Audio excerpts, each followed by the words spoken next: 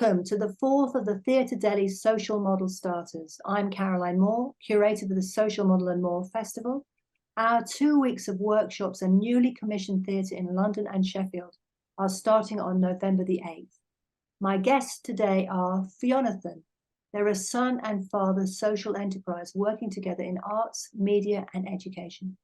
Fionn has explained, I have Down syndrome, my dad doesn't. We work together. I know a lot that he doesn't, and I'm young, so I often lead. I wanted to interview them because of their very special responses to our initial listening exercise. Let's go back for a minute and remind ourselves of the earlier podcast. You can go back too if you missed any. We started by hearing about intersectionality, then how individuals are not either disabled or not disabled. We're all a bit of both. And the third podcast was about grief and stigma. Our podcasts are usually 15 minutes to make them easy to fit in your day. With two interviewees, we might have to go a little bit over. We're going to try and stick to a relatively small amount. So let's go.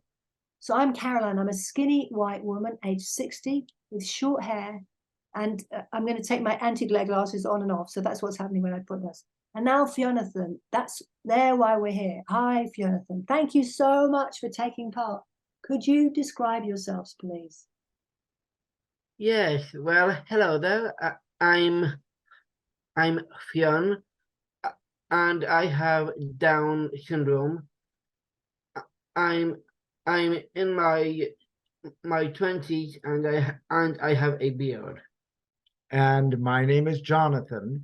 I'm about the same age as you are, Caroline. I also have a beard, but I don't have Down syndrome. Okay, never mind the other half. You're going to get over it, you know. We know Fionnathan's got an advantage over us here now. So we've had to agree some priorities to talk about. So of course there's plenty more good stuff from Fionnathan. So after this, please check out their website. I'm going to get them to say it at the end. And but let's remind ourselves again, the medical model says doctors are going to fix us, and they just don't. Well, the social model says society should change to fit around us, but it hasn't. And that's the reason for the festival. So my first question, can I ask you both, can you remember when you first heard about the social model? Was it a useful concept for you? Has it ever worked in any useful way for you? You want to answer this one? Sure, yeah. Yes. It was from Martin Nogden, an Irish pioneer in disability rights, who founded the European Freedom Drive. He fought so that disabled people could live where they want and have control in their lives. It's through him that I became the first person in Ireland with an intellectual disability to manage my own disability supports. He's also the reason why I'm here in Brussels doing an internship with the European Network on Independent Living. For me, when I view life through the social model, it's clear that the way to a better life for us all is freely chosen interdependence. Jonathan, do you want to say anything, or do you think that Fionn's has covered it all there? I think that's a really good start. Yeah, and simply to say that the social model, I mean, there's not just one society. So to problematize it a wee bit is to suggest that the social model can be applied to like all the strangers in the big country and all of that, you know, all the people on television, but it's also the people that live around us that we see every day.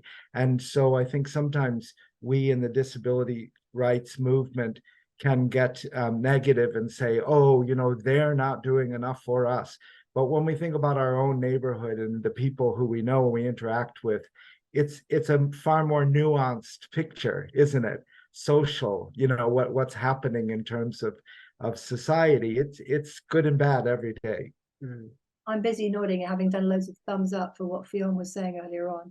And we did talk about that a bit when we talked about it's not a dichotomy, it's not a binary issue. No, Thank right. you. Thank you for reminding of that. So my second question is going to be, in your response, you said discrimination against people with learning disabilities often found in spaces curated by people with other disabilities. You gave a great example from an exam. Can you tell us a little more about the sorts of times when you've experienced discrimination? Most importantly, what sorts of accommodations or adaptations should happen? What should be routine? Want to start? Yes. Yeah. Okay. Definitely. Well, people outside of the disability rights world are surprised to learn that there's a hierarchy of disability, just as we were surprised when we spent a month in Tanzania to discover that there's prejudice among non-white people, with darker skinned being lower status than lighter skinned. But most everyone working in disability rights is aware of the devaluing of those with cognitive impairments. They are the uncomfortable element in the disability rights movement because they challenge a central tenet, which is that independence is the most important goal in life. Meritocracy gives rewards to talent and effort, but only certain types of talent count. And no one knows the amount of effort another person puts into getting out of bed or answering an interview question. So how can anyone judge how much effort another spends to accomplish anything? I experience discrimination all the time. Although I'm unaware of most of it, it would be exhausting to keep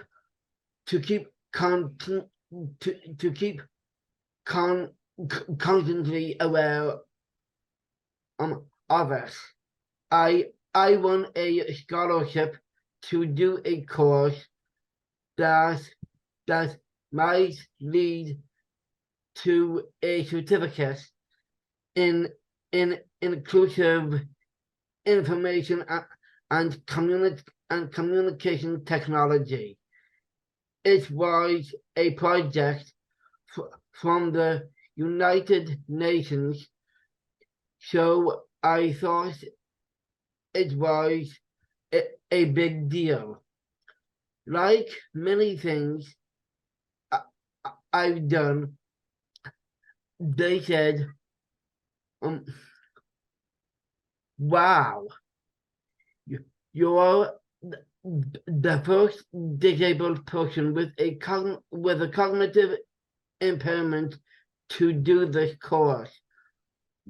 We are really glad to have you. They had various accommodations for people with various physical and sensory impairments, but they believed that making allowances for someone whose thinking is impaired would be wrong. I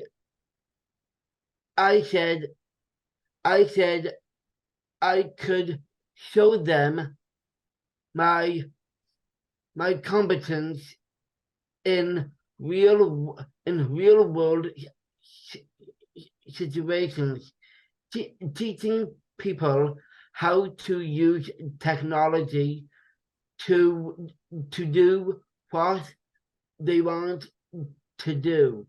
Well, they said no.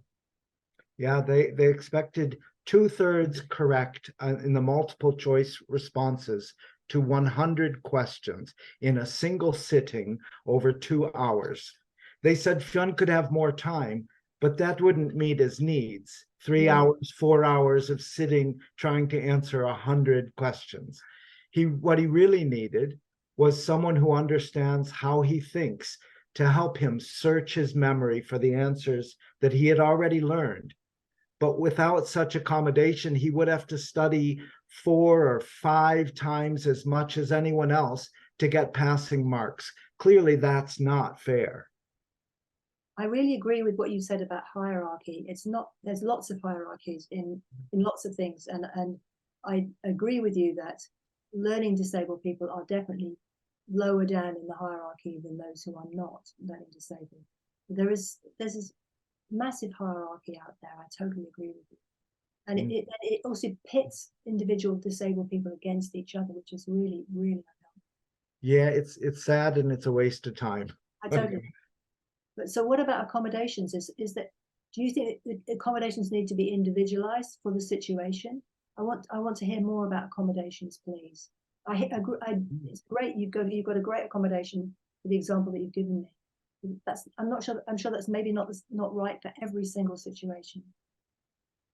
No, I think each one does have to be treated differently. Yeah. And it really, I mean, sometimes an accommodation can't be found. So that's just the unfairness of the world. You know, Fionn's really interested these days in bird watching. Yeah. And in accessibility for bird watching. Yes. And we know that that paving every single trail, nature trail in the world, wouldn't be a good idea. Even if it were possible, if the resources were there, it still wouldn't be a good idea. There should be some places that are less accessible, right? And that can be said for people who have mobility issues, that can be said for people with cognitive issues, right? So Fionn's not saying, well, maybe you are saying that you want to earn a doctorate. We'll say something more about that in a minute. Oh, yeah. But obviously, like, you have to live in the world, and there's things that any of us who don't consider ourselves disabled can't do. You know, I don't think it's right for everyone to assume that they can do everything at every time. But a lot of times we just have to bend the rules a little bit to include a lot of other people. And it's just kind of mean of us not to be willing to do that. Yeah. Fionn, do you want to say more? I mean, there's more questions. I just wanted to make sure you had the opportunity to really see what you wanted to do about accommodations or adaptations. Yes, well, I think I second what my father says, actually. Do you? Okay. Oh, yes, I do. That's reassuring. And you haven't made a mistake, I'm quite sure. So that's great. Okay, but I'm going to move on to the next question. And my next question is, for me, a really important part of your response was about how, and I'm quoting here, individuality cultism is the most disabling part of modern life. We reject the rule to operate in society solo, with your own individual job, bank balance, opinions, identity, and loads of other things.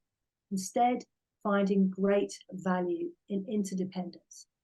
Having others do things removes the burden to choose. Can you say more about this? And does it only work with your close family ties? Thank you for zeroing in on this. I think this is maybe one of the most challenging things that we bring as a notion. This pushback on independence, perhaps, and also even pushing back on the idea of choice, freedom of choice. That's what the advertisers have convinced us, that we value the ability to choose above all else, and we forget that there's a trade-off in time and in attention when you have to choose between 16 brands of ketchup when you go to the supermarket. Is that really what freedom means? Yeah. So you had an example of being a Yes. patron at a restaurant. Yeah. Yes. When we go to a restaurant, we don't play by the rules. Instead, we might order one plate to share, or we might order two things and split each in half. Or the second person says, I'll have what he's having, no matter what the first person orders. Yeah, so this restaurant example is a metaphor for so many other things.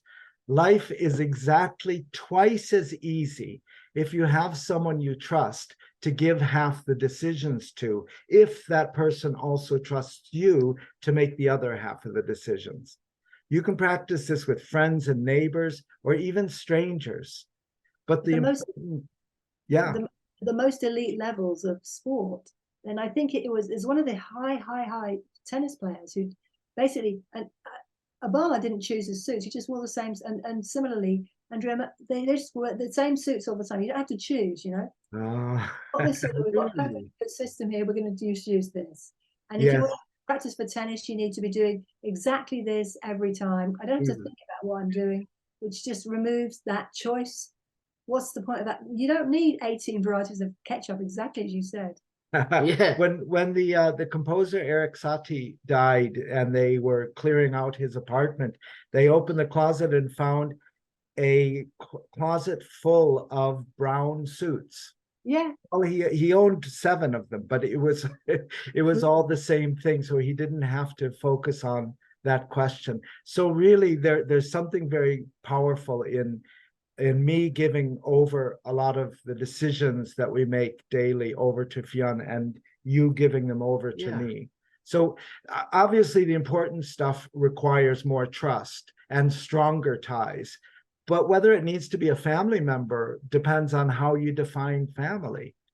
That's why marriage, domestic partners, it's still a popular choice in society, because I think most of us see that that it's nice to have someone else to sort of partner up with, and there's all kinds of different forms of that. It doesn't have to be a mating game, of course. It could just be a good friend, someone who you really trust. And we are pushing this notion further as a social experiment, kind of an art project. So I think the most radically challenging thing we've proffered recently is to explore whether we, as one applicant, can research a doctorate degree from an accredited university, a single project resulting in a single degree, but carried out in partnership. And to our knowledge, this has never been done. And we do have a professor advocate attempting to convince her provost at the, what's it called in Utrecht? The University of Humanistic Studies. So she's convincing him to enroll us. So check in a year's time. We'll probably be deep in our studies. Yes. Yeah. Well, in some ways, this is going to sound terrible. There's loads of people who do their PhDs, and men do PhDs and get their wife to help them, and just their wife doesn't get on the Oh, of course. It's always been that way, isn't it? Exactly. I'm not commending this at all, but I have to say that at least you two are both going to get on the certificate, you know. And I'm not lying, because you could have done it the other way around and lied about it and just had, you know, do you see what I mean? You could have done it that way around. No, that's a really good point, because a lot of the innovations that we've taken, we could keep quiet when I mean, we usually fail at things that we attempt. I think that's normal, but the things that we succeed at are often things that others haven't done, or things that others haven't tried. And rather than keeping it under our hat and sort of, you know, chuckling at our success, we like to tell everybody else. We say, look, we found a loophole. there seems to be a way that you can It's not a make loophole. this It's work. a different. I'm going to argue with your use of the word loophole. I think it's a broader way of doing things. You've talked Oh, about interdependence. Absolutely, Mm. yeah. Yeah. But actually, sometimes it's just a loophole. And Fine. to give an example, if in Ireland there's a support for employers to hire someone with disability. And what we did, because we started our own social enterprise, we had to register it as a company and all of that sort of thing. But then when we realized, well, so Fionn was using it for his disability supports, and he was employing me to be his support person. But I could see almost immediately that Fionn was going to be working just as hard on whatever we do together as I was working. So it made no sense for me to be the only one being paid. So we said, okay, well, Fionn, we're going to hire you and you'll have the job too. But then we didn't have money was tight, right? We're not rich. And Yeah. so this question of, well, how do we earn the income to make sure we can pay your salary? And Yeah. then we found this government grant, which pays back half the wages for any company that hires someone with disability. So we said, well, just because you set up the company yourself, Fionn, doesn't mean that you can't avail of this government grant. So that's what I mean. It's a kind of loophole, but actually, it's entirely above board. We've talked to the people who created the law, and they said, never thought of that, but we love it. Yeah, exactly. Perfect. Thank you so much about telling me off about it is loopholes. Thank you. Yeah, we have to obviously we have our own code of ethics that we abide by, and we also don't want to get caught out breaking the law. So when I say we tell everybody what we do, we're cautious, to a degree. But I think as you might say something later about our Yes. relationship to risk. Yeah, that's Right. right. Yes. So I'm really cautious, really worried about time, and I would love to talk to you for a million years, but I can't do that. So the third question is, you said, I don't like the term lived experience because it's over and done with. I've said and done with.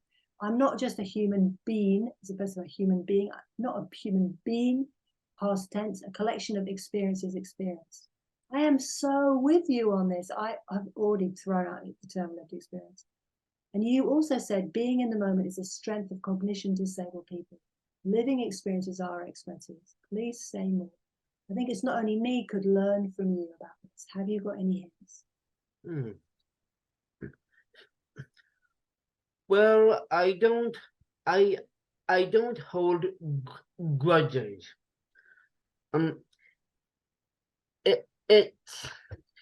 It's not that I don't remember the past. I just don't worry about the past, and I don't worry about the future either. A colleague observed once that my dad and I have a high degree of comfort with risk.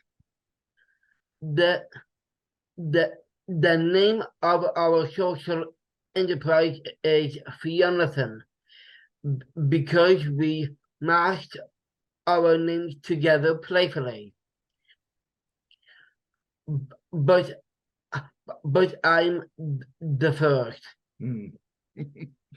Fionnathan, spoken like it's American slang, sounds like fear nothing. Fear nothing. Yes. Fear nothing. Yes, which is our motto. And the Irish Gaelic word Fionnathan as Gaelga translates as discovery. And we only learned that a few years old after we started the social enterprise. Yeah, that's right. Which is what we're all about. My advice is that you should be optimistic about life. Yeah, I hear you, but I don't hear you. I hear you, but I can't quite hear you as cleverly as you. Do you want to say anything else about this? Because we're at the end of the questions, and I have theoretically the end of the time, but I want to make sure that you have opportunity to say anything that you think is important. Well, I mean, it's important to say thank you for having us on. Yes. It's a real No, thank you for it's a real coming. privilege Yes, and a total pleasure too. and a pleasure as well. Actually. Yes. That's Yeah. so kind of you to say that, but I mean, I just said I wish that we could come on for a whole lot. Could you please tell everybody about your website and whether there are any specific bits on your website that you wish everybody to have a special look at? Yeah, great. Well, Okay. the wonderful thing about having a strange name like Fionnathan is we're the only Fionnathan on the World Wide Web. Yes. So our Twitter X account and our Facebook account and our Instagram account Yes. are all Fionnathan. Yeah. And our website is fionnathan.com. Yes. And our YouTube channel, which I would encourage people to have a look at, is called Fionnathan Presents the Happiness Project. Yes. And what would people find on our YouTube channel? Filmed interviews of me asking famous people and other people to one question or many questions, but one particular question, and that is, what do you love about your life? And Fionn has done over 600. Well, there's over 600 videos. Fionn's recorded more than 700 interviews asking that same question. Yes. Of many people, and a few of them are quite famous. So yes. I'm not interested in famous people. I'm interested in people who've got really good ideas. Can you please spell your name really carefully so that I know how to spell it, but I want you to spell it out, please. And can you absolutely yes interviewees, please? Fionnathan is spelled Fionnathan.